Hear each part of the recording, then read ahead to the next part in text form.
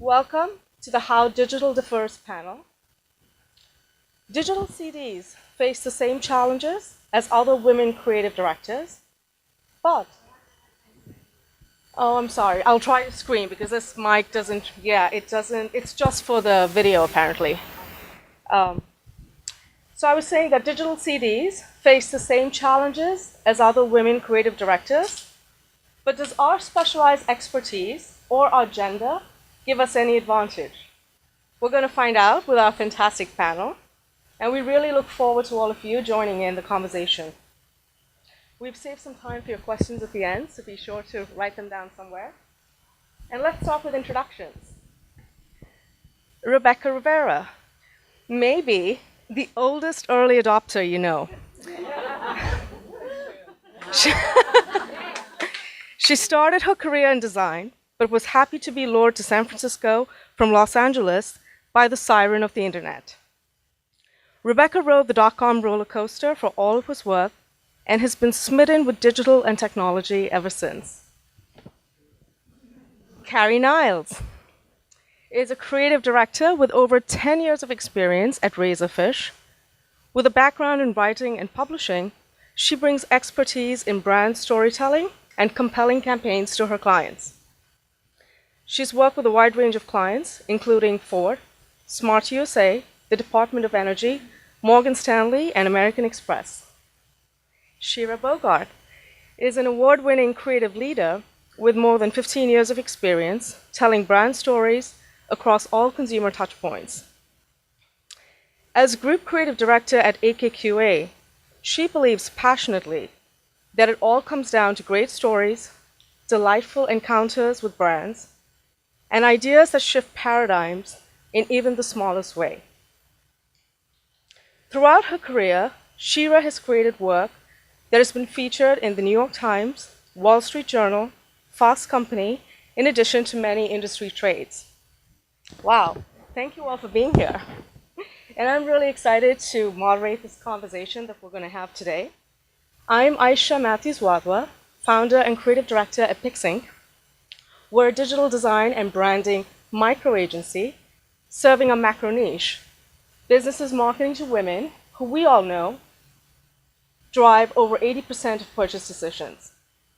Over the last 12 years, my experience includes working for brands such as Apple, Facebook, Riverbed, Peekaboo, and Sephora, to name a few.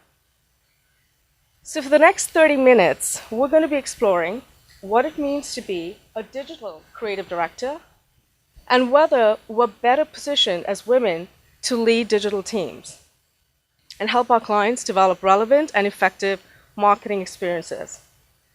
Rebecca will start us off with some of her insights. Thank you, Aisha. I'm glad to see you all here. Digital is near and dear to my heart, and as Ali said earlier today, digital is different, and I think it's better. I got to put it out there. So one of the reasons that it's better, if you'll forward, yeah. The key to the right. There we go. Is it's the best seat in the house. I believe this firmly. I don't know if you saw a TechCrunch article recently that was talking about how technology is the best place for women. Well, digital advertising is, I think, the same thing. The reason it's the best place for women is anyone who works in technology is probably going to be younger. And yes, there are a lot of men, but they all have wives, sisters, and so on, who've been working in the industry and who are leaders. So they're more flexible in their thinking. They're also used to having to, work crazy hours, and a lot of that means from home. So they're more flexible in their approach to where you work. So it's not always about having to be in the agency.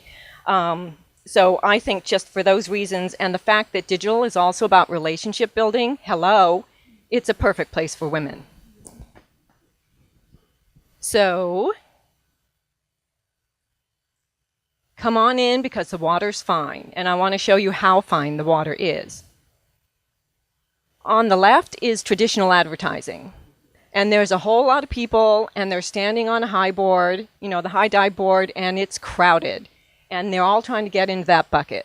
I don't know about you, but that ocean looks a whole lot better to me. to be diving into. There's a ton of experience, a ton of positions out there. And the truth is that agencies will hire anyone who has the experience because there's just not that many candidates. So let's talk about what it means to be digital and what kind of experience you need. So if you've got the goods, you can get the seat. To me, digital is, I define it in 3 simple ways. It's about technology, and it doesn't mean you have to be an engineer. It doesn't mean you have to be a geek. It means you have to have an affinity for it. Like I said, I'm the oldest early adopter you'll see. I love technology. Doesn't mean I can always work it. To wit, I don't have a clicker right now. It's also, but I have Shira. Thank God. Digital is also about storytelling. It's about storytelling in many different mediums. Now, we're all creatives, so you're either a good creative and you can tell a story or you can't. But it's also, as I said, it's about relationship building. And that is something that women are really qualified to do. We're natural nurturers, we're natural connectors, we're natural sharers. So I told you how good it is and that if you've got the goods, you can get the job. But it's really important for people. I know people get excited about digital. I'm happy to see you join in. But I know we have varying levels of expertise here, so I think it's important to clarify what digital is. Because a lot of people think that digital is websites and it's iMedia, and it's a lot more than that. So I'm going to whip through these next few slides just to show you all that it can be, and it's pretty exciting.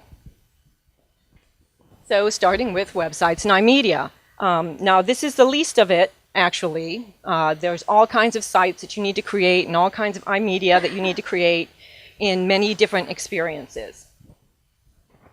Beyond websites and iMedia, it's social. And that means understanding all the social presences, being immersed in all the social presences, knowing how to build apps, knowing how to create ads, knowing how to really live and breathe for yourself and for your clients in social.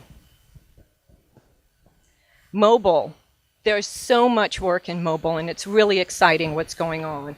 But mobile isn't just building, cool mobile apps. It's building your websites so that they also work on the phone. All these WAP sites that, they're not exciting, but you got to make the site work on the phone because we're all working on our phones and looking at everything we're looking at in a tiny little screen.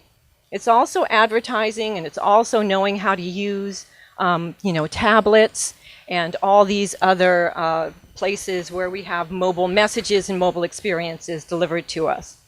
It's also content. This is something a lot of people who are in digital don't think about. It's about creating content, and it's about curating content for your clients. It's about sometimes digging the content out of the brand, begging them to give you content and then making it better. Sometimes it's creating it from scratch. Sometimes it's finding where you can curate it from and then figuring out where's the best place to distribute it to. Some clients, I worked on Tide and Downy, it's retail. And retail means doing things that aren't that exciting. Sorry, it's really not that exciting. You create an Amazon storefront, but you got to do it, and you got to do it in a way that people can actually buy easily. Because after all, if they're not making money, we don't have any clients. It's also trying to think about retail in new ways. We talked to Rulala about possibly including some samples of new products in with all those lovely clothes that we buy. I buy every day. Well, too often. Too often for my husband's taste, anyway. It's also beyond retail and all these other things. It's really fun stuff like gaming, like augmented reality, 3D projection, QR codes. It's all this emerging stuff that we can barely keep up with, but as creatives, you want to talk about a really fun challenge. There's new stuff to do every day, and some of it you're doing by the seat of your pants, and that's actually not such a bad thing. But wait, there's more. So Shira is going to talk about the fact that you have to interact as a digital creative director with all kinds of groups. And it doesn't mean that you have to be a UX expert yourself or that you have to really understand the science behind all the metrics and so on, but you do have to be able to work with all of these partners within the agency and outside the agency. And as I said, I'm not going to go into that because Shira will cover it.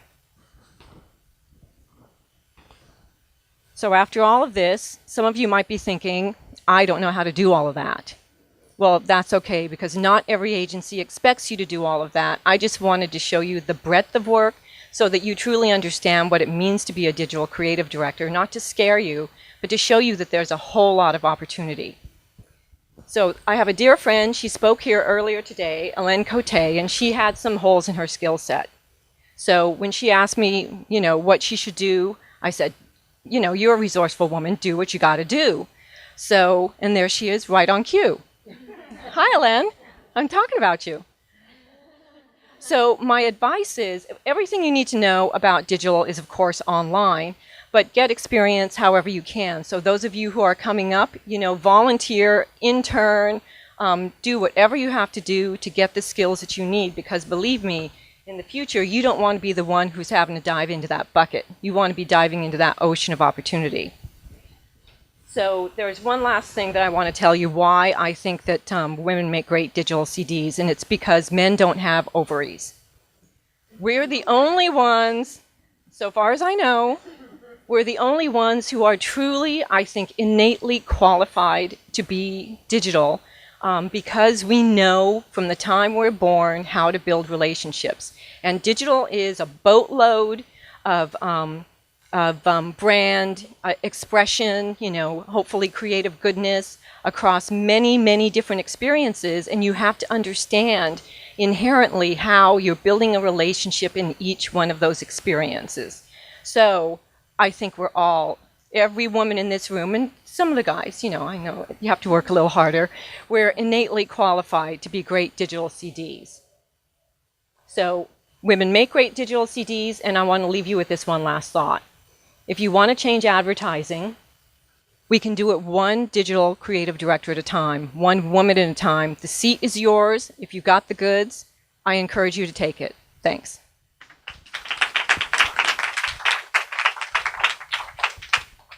Thank you, Rebecca. So as we can see, digital is a completely different beast. And Carrie and Shira, both of you are immersed in the agency world. And when they first came on the scene, digital shops were more like startups than typical creative agencies. Now, does that history dictate the composition of the gender mix, both in management and creative leadership? It definitely, from my experience, has dictated the gender makeup in the top management, both in creative but across the board. And mostly because just from what I saw in New York, mid-90s, digital agencies cropped up, and we don't have the legacy of 100 years or 60 years or even just 40 years that traditional advertising has. So you had these small hot shops. There was a business guy at the top who wanted the dollar. There was a tech guy who was a total geek in the trenches, and he and his friends would build the shit. Then you'd get these designers, and typically I experienced sort of Northern European male designers.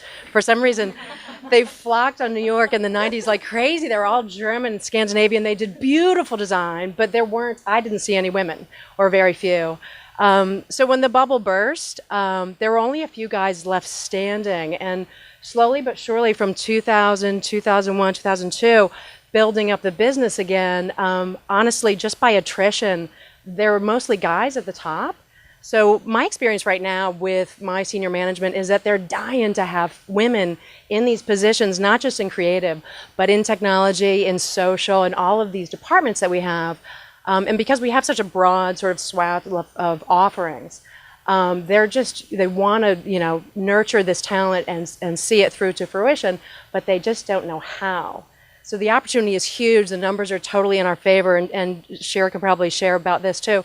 Projected growth for us is crazy because the dollars are going from traditional to digital, not as fast as we thought. In like 2005, we were like, TV's dead. It's all YouTube. We're going to be making commercials. So we don't make commercials like at all. We'd make some videos, of course, that are digitally native. But slowly and surely it is coming back, and we're doing product design. We're doing things that brands themselves were not doing, 10 years ago, obviously, but even 5 years ago. So I think our history has definitely, made the gender issue sort of in a different way to come about. So I'm a little conflicted by this question, which for those of you who know me is common state. But So, on the one hand, I have almost never had a female over me in creative. However, I started at Shy Day, and Jay Newman was the president of the company. I came out here, and Nancy Hill, who speaking, was president at two of the agencies that I worked for. So, outside of creative, I have had the opportunity to have women in very high positions, you know, lead the agency. On the other hand, when I take a look back at my 20s, when all of this was really happening, I look at all of my friends, and we were all just trying to do the best that we could. We were all trying to move up that ladder and like really own it and really try to, you know, get to the top of our game. And the guys, they were doing startups, and then they come back. And they do another startup, and they come back, and they were never afraid. And we were afraid. And somebody mentioned Madeline Albright downstairs at that TEDx event, and I was just looking at that the other day. And she actually was saying, we're never going to be able to really own this and move forward and be at the top of our game if we keep being afraid. Because she was even saying the same for herself. She found herself in these situations many years ago where it was her own fear that was holding her back. And when you look at these startups back in the day, and even today, we're so worried about being perfect and working our way up and that career trajectory and losing out on it. Maybe it's because, you know, we know that maybe kids are going to be on the line and we'll have to sidestep our career for a little bit. That, you know, we're always trying to get there as fast as we could, that we don't take those opportunities. So kind of a little bit of both sides. So technology drives so much at a digital agency. And how has that contributed to the gender mix? And do you see that changing in the last few years? So, like I said, starting as sort of technology at the core of digital agencies, it was predominantly male for as long as I remember. And the good news is, and I think this is a great opportunity for us, is that lately doing a lot of recruiting and going to all sorts of schools, the two technical schools that I went to, recruiting both interns and apprentices, which is a new program we have. I thought it was funny that I was going. I was like, great, I do not speak their language. I won't know what I'm looking for.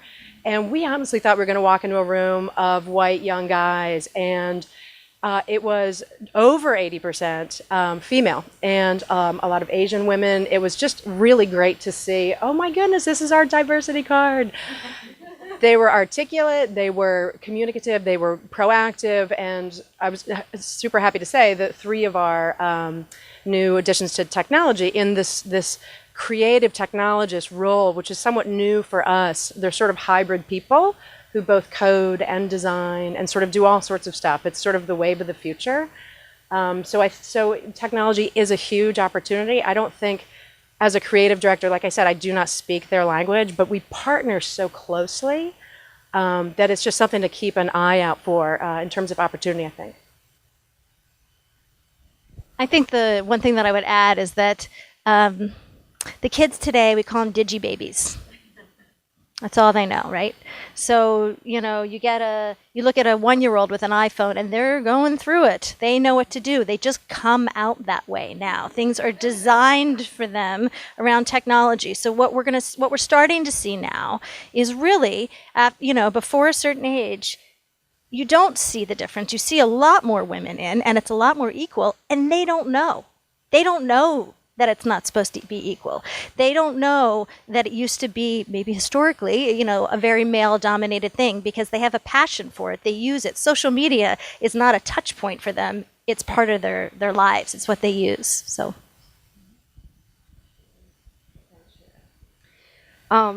digital work, as we often know, is project-based rather than retainer, which is a key differentiator than traditional agencies. Now, how does this affect the team dynamic, and does it affect client relationships? Change it up a little bit. I'm going first. This light, I don't know. I feel like I could jump down a little bit. Is this even projecting, or is it just, it's such something for me to hold? Okay. I don't know. We're just sharing. It makes me purple.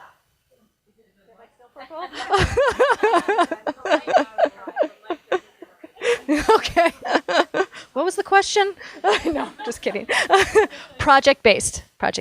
Okay, so this is a problem, right? If you, I spent 10 years of my life in traditional, and you're on a retainer most of the time. And when you're on a retainer, you can be forward thinking. When you're project based, it's really hard to convince your agency and the people that hold the money to allow you to think forward for your client. And the thing about, projects is that you want more of them. So the only way to really get more of them is to obviously, one, do well on the project that you're doing, show that it's actually giving them returns, but also to be thinking about their business and thinking forward about it and other projects and be roaming the halls so that you know what's going to come next. So, I would say that this is one of the drawbacks. On the other hand, there's that conflict again. It makes you smart and fast. And it makes you, I think somebody was talking about this before, a lot of women, after they become moms, they become very quick. There's no bullshit. There's no playing around. It's, like, I'm out at 6:30. Let's go. Stop talking to me. So there's something similar about being on a project basis, because you are working smart. You're working fast. You are noting things as you go along that could be ways to grow that company. So, that makes you better in your career, but it's definitely, I must admit, a challenge. I totally agree. And I think also, and I think we're going to talk about client relationship a little bit more, but as a project basis, and our clients are different than traditional agencies for the most part. We came in sort of through the digital channel where there was somebody in charge of digital. They had to translate these offline campaigns on the website. And they normally had a little space at the top below this, like, 3 inches of navigation that we had to. So that happened for a while. But project basis wise, the opportunity there is that exactly what Shira's saying, to dig in to see what the business opportunities are, but also to help that client sell that up and to prove that if you gave me more space than this, or if we had a more robust program than just that, and this was even before social, then we could grow the business even more. So learning about how to work with a client, I think digital creative directors have to wear more hats. One day I'm the account lead, walking the client through what the idea is. You're the strategist, kind of throwing some, like, spitballing some ideas of, like, how they can grow things. But it's because it's been project-based and we're always hungry for the next dollar, you have to keep looking at where you can carve it out. So I think it actually does teach you a little more well-rounded. And advertising, I'm leery about it because I feel like that's not what my job is. Like, interactive is really about engagement. And it's, I think, carving out all of those different areas of expertise, or at least faking it.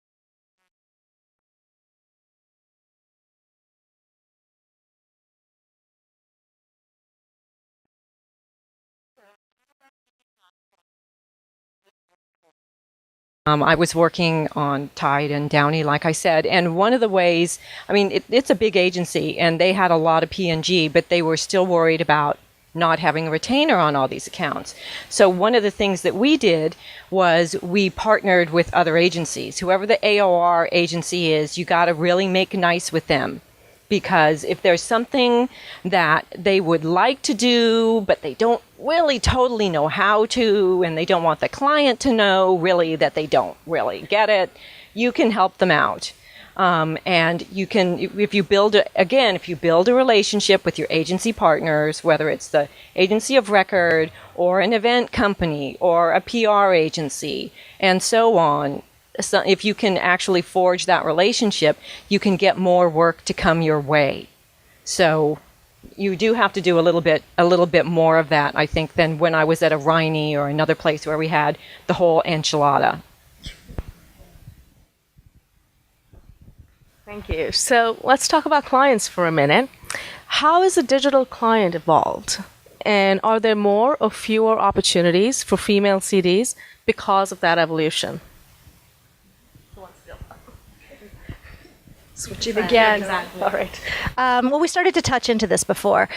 So the digital clients in general have evolved. They look at their advertising more holistically. They do try to look at things from a 360 point of view. And the digital client itself is something new, right? Because there used to not be this other division for a company, which is something that we'll probably talk about later, that for change to start happening really in digital, you need the clients to start to change the way they have structured their marketing department. But you have this, the digital client themselves, it used to be, as you were talking about, banners and websites, right? Now, a digital client is looking at a interactive, a digital CD, and they want everything from us. So Carrie was starting to talk about this. So they're coming to us now and they're saying, I have a business problem, solve it. They're not saying do a website. They're not saying do an app. They're just saying, what is the most creative way that you can solve my business problem? And that's what they're coming to us for. And sure, they've got something in their head. They might have media bought, and we need to answer to that. But they are looking at us as a partner in a different way. We're not just a creative, and it's not to diminish any of that, but they're holding us up to a very high standard. I've been in meetings where it's been the traditional CD, and then there's been me, and they are looking at me the whole time, except when they talk about the photography. And they want to know, they're asking me questions about KPIs and about personas and about ROI and, how are we going to track this? And what are we going to do about optimization? And, what have we talked about in terms of the UX? And have you talked to your strategy department? And, really kind of holding me personally accountable as a creative director, for a lot of the questions that probably would have been, kind of amortized across the agency in general. I'd also just add that they're also looking for how to do it in-house, which is scary for the agency. But it's business-wise, they have to do it. So we actually talk a lot about governance and who to hire and how. So I was working with a client a few years ago. They actually were ahead of the curve and started their own social department. Scary for us because we were like, what are they going to be posting? Tone of voice. What are you guys going to talk about? You make X product. What values is that X product really interested in? How are you going to engage with people? If you have to tweet and post every day, what does that cadence sort of look like? And so we were like on them like crazy. And they looked at us like, so who should we hire? And they gave us the resumes that they were looking at. And we did say, go to your youngest, cheapest, and actually get 2 of them so that you can just, keep doing this. And that we can partner with them a whole lot too. So I think actually to bring the female thing into the fold here, I think that partnership, and when your client is saying, here's like letting you in but behind the curtain to say, here's my budget for next year. Like, what should I do? I don't want to let anybody go, but I know I need to grow different people. And so we're like, psst, go to the tech guy. He's got money over there. So we're like trying to orchestrate this whole way for them to grow it because they have to, but also have them sort of rely on us as the digital brands, the sort of experts to get them to their goals, to their KPIs, and to their engagement model. It's interesting. It's just a true partnership. And I think not always true, but I don't think many male CDs are going to go in there and be super willing to partner. I think they're going to fight for the business. I think they're going to poke holes in things and say, you did it wrong here, you did it wrong here. So I think it sort of takes that sort of team and village approach to grow in digital, at least right now. And I think that brings us to the favorite word for the day, which is collaboration. And by its nature, digital is a highly collaborative medium. And so describe that collaboration that you just did and how the gender dynamics come into play. Maybe you can go into that. Yeah, and so clients aside, the actual day-to-day work with my team, I partner with a UX director, the user experience person who does the UI, but some clients think we just paint the wireframes, sort of a thing of the past. It's truly a collaboration. It's like the whole interaction model. And so you have two sets of people who think very differently. UX people are so brainy in so many ways and sort of very categoric and very detailed, and we're a little bit more broad swath. So that's sort of a marriage that has to happen all the time. In my company, it's probably 50-50 men, women there. We have technologists. Again, we're still heavy in male. In our technology department, though, we have these up-and-comers that are awesome. But then we have to collaborate. We do media as well. So the media team comes with the buy. Like basically, you get like 10 people around a table. And again, the creative director is going to be the one looking like a dork in the front if something doesn't work. So you're constantly needing to know what people are inputting and trying to steer them a certain way. Some people are more open to this than others. Strategy typically really wants to work to help to get you to the right spot. The metrics and analytics people are just like, it's in the numbers, here it is. And you're like, what am I looking at? I don't understand this at all. Just give me the top line. And they're like, look at the top line. And I'm like, I still don't understand what that 97 means. So it's true. Yeah, totally. Is it good? Are we thumbs up, thumbs down? Ah. So it's definitely team dynamics like crazy. And to the I think in my case the motherhood thing, I definitely became decisive in a heartbeat as soon as I got back. Like I don't not have time to mess around with this. And when you have 10 people sitting around, people are talking about the game or whatever the night before. I was like, chop, we've got 13 minutes. I'm out of here. So like keeping it efficient when you have so many people, it is. I don't know who earlier said it's like herding cats. It definitely is. And it's fun and terribly exciting to do that, but you have to be completely open and collaborative. In our shop, creative is not king. We've got fiefdoms, and we've got like 8 of them, and they all share equal power. And I've worked at a shop where creative was king, totally different, very like vertical, structure. We're much more flat, and I think a lot of digital agencies are more of a flat organization. So Carrie, great summary there.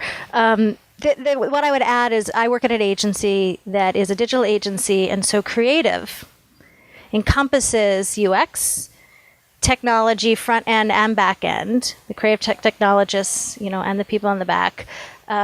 Little bits of strategy, some analytics, and so we have. There's a phrase now called data science, which is part of creative now, really being able to understand if you're doing even a simple banner, how do you make that really interesting by knowing the science behind it, how it's going to follow you, how it can update every time it gets smarter so that you only have to have a conversation once online and something always remembers you. So, but as a result of what theoretically should be 5 different departments reporting into creative is that as a digital creative CD, you have the final call. So you have to be deciding what's right and what's wrong. And half the time it's the same thing. I don't know. I don't fucking know. I don't know what that means. I don't know what that looked like. What am I looking at? And they'll say, but you do know. No, I don't know. And they just want somebody to make a decision. And so you do spend a little bit of time trying to get educated. But, back to this theme that you were bringing up about relationships, it is very much about having that relationship and being able to talk to each person and in each discipline in the way that they need to be talked to so that you can create this one unity. Because I can't even tell you how many times I've walked into a room and it's silence, it's crickets. And they're waiting for me. They're not even going to begin until I get in there. And it's the directors of departments. They're way over me. They're waiting for me just to make sure. So not to scare you, but relationship works well. So moving on to consumer experiences, digital agencies develop experience platforms rather than messaging platforms. And what does that mean in terms of consumers and how to reach them? But maybe we should just step back for a second and define first what an experience platform is and what a messaging platform is. So I think that actually the easiest way to talk about engagement as opposed to messaging, a colleague of mine recently brought back this horrible buzz phrase from one of those conferences, which actually does hold some weight. So brands now don't want to just create content, they want to create content with holes in it. So opportunities for consumers to engage and partly drive what that content is, no matter what sort of the topic is. So you find a passion point for these very discrete audiences we're able to target so well in digital. We know sort of age group, geographic that we're going after. So creating content that they can contribute to, see themselves in, share. Most of them just are going to share it. But some people will actually contribute. We did a Axe, which is a horribly male product to bring up here. So they released a body spray for both men and women, which I don't even want to go there. But our solution, I did not work on this, but I had the pleasure of watching this thing come to life. We did the Axe Anarchy, which was a graphic novel, which was totally user-generated. So people gave ideas to what's going to happen next. We partnered with some Marvel illustrators, the cartoonists. They probably don't want to be called cartoonists.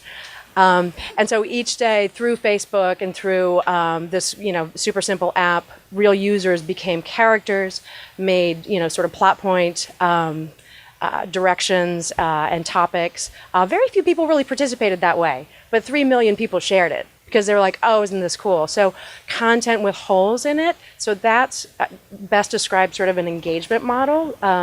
We don't message. Yeah, we do banners sometimes with a headline and a call to action. God, I hope they go away really soon. We don't do a lot of them, but basically like making these platforms and these vehicles for people to engage and for us to be useful. And I think I said before, so brands these days are in the business of product building, not necessarily just around their product. So they're using these digital tools and they're like, what can we make for people in digital that they'll use and it'll have our brand on it, so that they're carrying us with them. I worked with Coach Handbags for a little while, and they make bags, right? Very physical object. They're constantly like, what can we do in digital to be top of mind and to help her and to deliver it in a very Coach way? So digital is the only place that they can make these things and learn from them.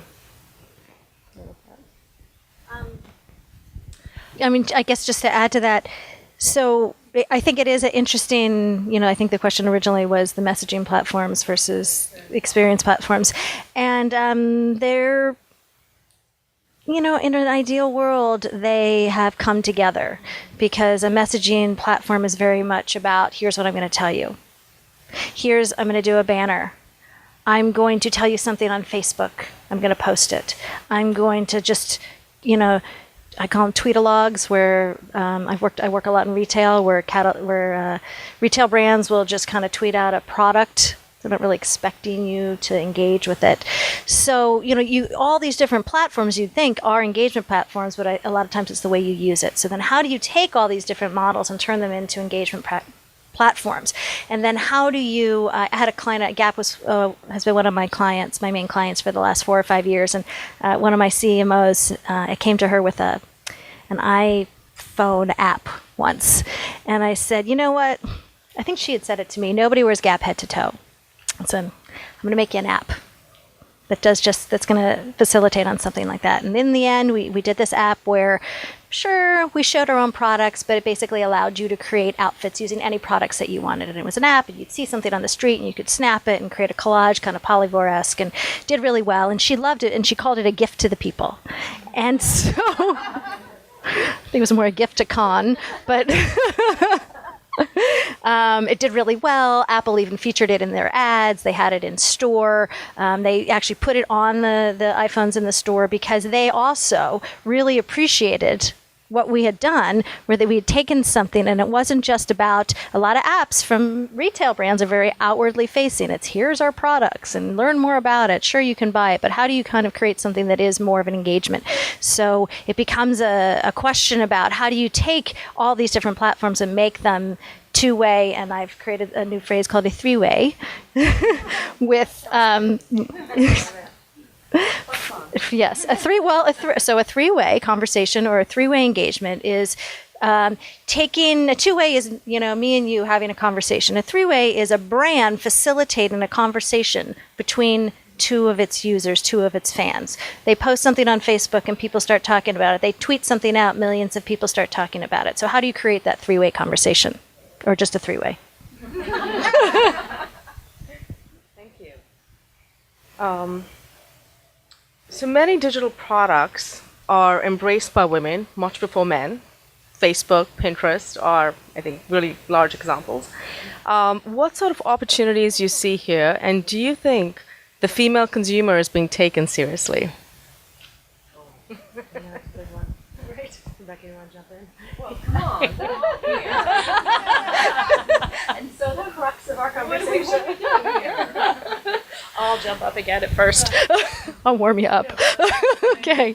I guess so I've been working on retail a lot for the last 5 to 10 years. I've worked on Nike, I've worked on Gap, Old Navy. It just happened that way. I've really never worked on this much retail before. And so, to be honest, I'm in a little bit of a bubble because I am marketing toward women. And it's always, we forgot about the guys. 40% of our demographic is guys. And we forget about, well, how do you get guys to be interested in retail, especially when it has to do with fashion? But what I am starting to see is a trend toward marketing to mom. So I take Xbox as one of our clients.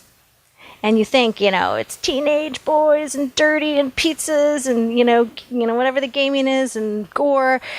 And we have a whole part of our campaign that focuses on mom because that teenage boy knows who holds the purse strings.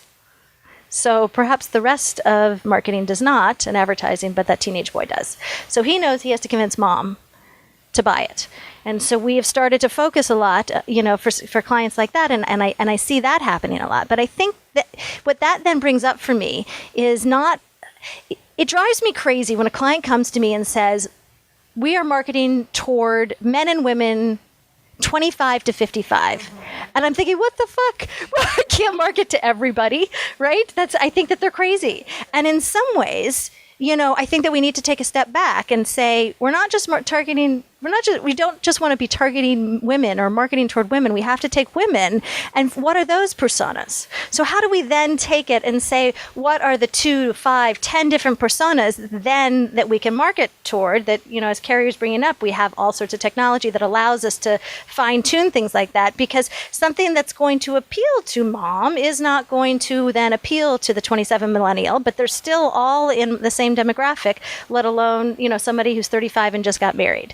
So I think that, when we talk about, why we're here and who we're marketing to, I think we need to kind of open up the conversation a little bit more and say, sure, women could be marketed to differently, not just more. I have a funny, I don't know how funny it is, but a Pinterest story. So unlike Shira, most of my briefs say 25 to 44-year-old males. Whether it's automotive or financial. And fun! So I was meeting with a super serious, very sort of pleated chino financial client in early last spring, right when Pinterest was starting to get some traction. And I think they were out of beta and people started to really use this. And so, of course, the numbers came in. I think within the first week of that, they were just like 92% of people on Pinterest are women. And all of my male friends were just like, I'm in the 8% at this point. So we went to this financial client with a campaign idea and had a bunch of different legs. Like we could do things here, we could do things here, we could do things here. And the one tack on at the end was a play on Pinterest, basically sharing infographics of data that were beautifully designed, things that people actually do want to share. So we mocked this whole thing up. And we left it at the end. My account guy wanted to drop it. And he was just like, please, the deck's too long already and they won't get it. And I said, it doesn't matter. We need to show them there's an audience out there that they're never asking us to address. And these are high ticket items. These are like IRA rollovers. They're just like in the tens of thousands of dollars. So it's a high consideration thing. And they were never asking us to consider the fact that the husband who we were marketing to would actually talk to his partner. So anyways, we show this Pinterest idea to this big group, and the senior-most guy had been sort of nodding off the entire day, which was really great. So we get to the Pinterest thing, and I said, so has anybody heard of Pinterest? All guys around the table, and the one guy who had been nodding off said, I have. And I was like, psych. I was like, really? And he goes, my wife's redoing our bathroom. And I was like, excellent. So you've seen her boards? He was like, yeah, she made me share the boards. I get them every day. And I was like, this is what I'm talking about. This is what I want your wife to share with you, is this amazing thing that she's doing with your IRA this year and or the college fund, this, that, and the other. And he was like, oh, okay, I get it. And so all the other guys are like, And I was like, don't worry, I'll explain to you guys what it is after he leaves the room. So it's an opportunity. I think a lot of brands are just learning from it, that the demographics, that women are early adopters to these great social schools. Skype was also adopted by women earlier than men. And so I think we have to just keep throwing this out there and educating them in order to turn the briefs, you know? Thank you, and I want to make sure we leave some time for you guys. So I'm going to quickly summarize some of the key things we've learned today. So digital comprises technology, storytelling, and relationship building across multiple channels, inherently giving women creative directors the best chance of carving out a fulfilling career and life. Clients now understand that successful digital marketing requires for their digital agency to almost be embedded within the company. So definitely no space for egos or territorial thinking. And again, collaboration is an intrinsic strength women CDs can bring to the table. Orchestrating digital to be experience platforms across multiple touchpoints actually allows for more creative styles to come to the table. And finally, the female economy represents a $20 trillion market. So we'd bloody well take ourselves seriously. And I want to close with something Kat said this morning. When marketers and their audience look nothing like each other, that's a losing proposition. Thank you so much, and I hope we get some questions. I just curious if, being from on the kind of the other spectrum of the older person in the room here, is there such a thing as reverse mentoring? I feel that you guys are also much younger, and some of us could greatly benefit from a kind of a reverse mentoring. And to be on the outside of it, it's like another language. You guys are talking. I'm like, Diane and I went to a seminar last week on social media, and it was just completely overwhelming because it felt like another language. So I guess what I'm asking is, yeah. So, why are we using this? Anyway, so what we do, that we actually do this all the time because our CEOs are learning also, right? Our CEOs are, occasionally they'll be our age, but they're always older. Oh, I was saying we do this all the time. We're constantly having to teach our clients, really. So, not as much within the agency sometimes, but we're constantly teaching our clients. I sat down with one of my directors of marketing and opened up her Facebook account with her. She actually met her husband as a result of that. But, yeah. So it very used to it. Within the agency, you don't find it as much, but it sometimes exists. But what we do have, I wouldn't say it's because of age, but often, so I work for a digital agency, but we're very much about storytelling. So we are constantly hiring people from traditional shops. Right? So because we need people who can tell stories, and we feel like, give us time. If you're smart, you'll get the digital side of it. As long as you know strategy, as long as you know story, and you're creative, you can get it. And so, irrespective of age, we are constantly kind of bringing people up to speed on, if they're willing to do it, on how, and I can't tell you how long it takes, but that happens often. We have time for 2 more questions. I can just shout Okay, out. shout out. Right. Can I just answer that real quick? I'm sorry for a second. So, Angela, the answer is let's have dinner tonight and talk about it. And everyone else, my Twitter handle is @RebRived, and I actually love helping women and mentoring them and teaching them about digital and social. And I'm working on some content to share with women to help them succeed and learn what they need to. So I come from a traditional background, but I've been doing digital for 5, 6, 7 years on and off, and kind of like eventually warped into it. And studied my ass on unlimited.com with every experiment I found. That's a great resource, you guys. Anything, LYNC.com. You have to sign up for a monthly plan, watch a tutorial on anything. But I have a lot of friends who are in the traditional world, and they're struggling trying to make that jump. And hearing something you said about that you're finding these tech people that are hybrid tech designers, and I hear a lot of gripes in the traditional field saying, like, I'm an art director, I don't have to know how to shoot a work a camera to do a print ad, or be a DP to do a TV spot. And it seems like with the programmer versus designer, right brain, left brain. And could you speak to a little bit about like that trying to merge those two into one body? Yeah, totally. So I think with creatives, the best thing you can do coming from traditional is to demonstrate that you get 360. So a great ad, a print ad or a commercial, that's awesome. Storyboards are great, but you need to demonstrate that you can see that in an engagement model in social.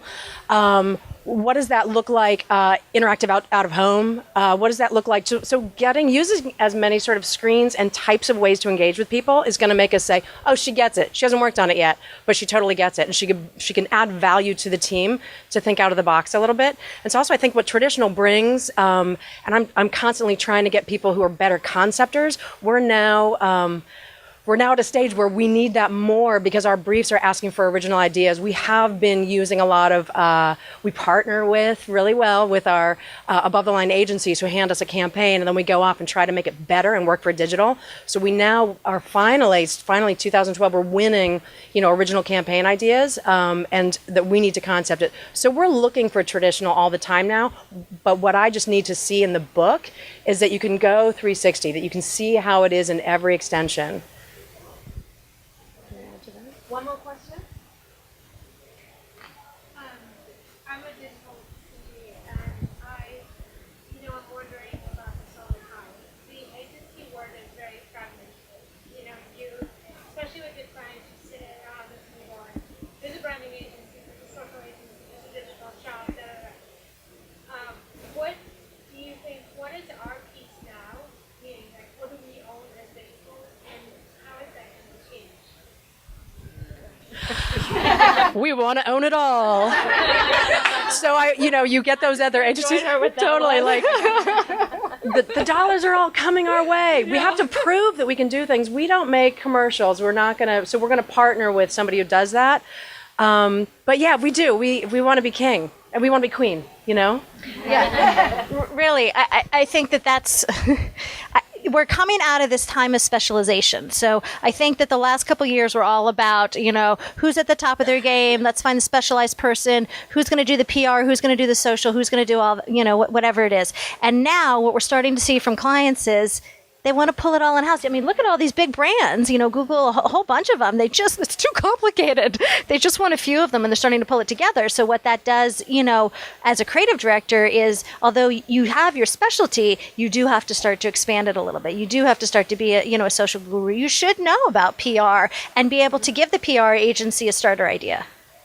That helps. I think we're out of time, right? Thank you so much. Thank you, Carrie, Shira, and Rebecca. And thank you guys for making it such a great discussion. For many years.